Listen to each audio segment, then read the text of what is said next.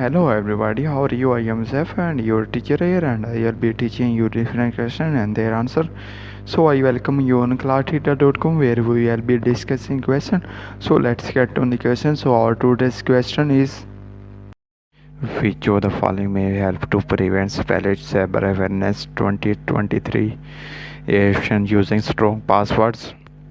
B option installing antivirus software. C option regularly updating software. D option securely backing up data. The correct answer to the question is strong passwords. Installing and updating antivirus software and backing up the data may help to prevent spillage. Therefore, options A, B, C, and all are correct.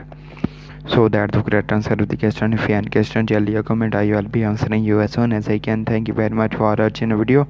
Please do not forget to like, share, and subscribe our channel. Until next question, bye bye.